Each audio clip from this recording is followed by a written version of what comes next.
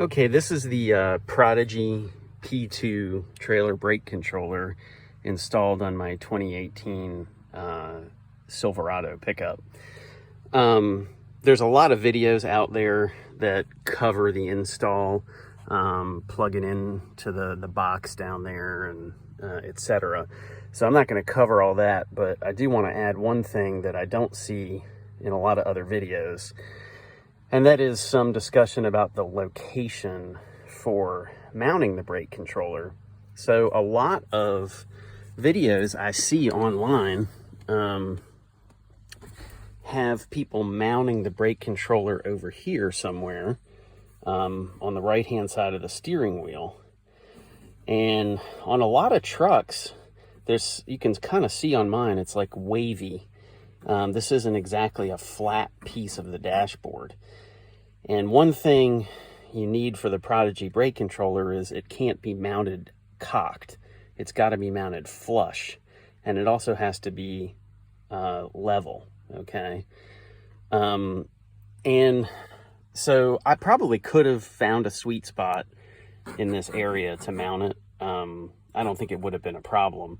But the thing I didn't like was that it would be sort of out of my line of sight, and I'd have to reach down a little bit to control it. Now, on my truck, there's a beautiful flat area to the left of the steering wheel underneath the lights and the four-wheel drive control. And I thought, gee, why not mount it there?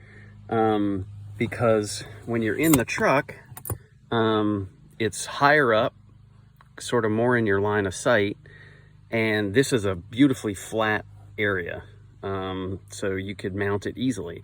Of course, the only problem is getting in and out of the truck. You'd have to see how big your knees are, and if you think you'd bump it getting in and out of the truck. But I decided for me that wasn't a problem. So I think I'm gonna like it in this spot, but I haven't driven the truck yet, so we'll see. But I just never saw anyone mount it over here, and I don't understand why, because this is a nice flat area and it's easy to reach, and to me it's easier to look at it on this side than it is to try and look at it sort of between your knee and the steering wheel on the right side. But one thing you want to be careful of when you mount it is make sure you have room to close the door. And as you can see, there's plenty of clearance there, but if you don't think about that, you might be surprised when you close the door. And I actually got lucky. When I mounted this, I did not think about closing the door, but if you have the Prodigy, there's slots cut on the back of the mounting bracket that, no matter where you drill your holes and put your screws in, if you just loosen the screws a little bit, you can slide the mounting bracket over, and that's what I ended up doing to give myself enough clearance. So with the controller mounted here, there's not a lot of space to touch the buttons, but there's plenty. Obviously you can pull your manual control over here easily, and that's probably the main control that you'd want to possibly have access to, but obviously you want to get to everything. And I can still touch my knob to control the power for the brakes, and the boost is on this side. I can still touch it. Like I said, you can loosen these screws and change the angle that this is mounted at, so you have a little bit more room to come in here. But for me and my fingers, this is fine.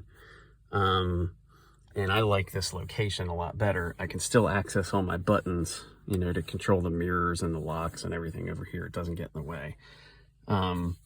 So that's just one thing I have not seen in the videos online.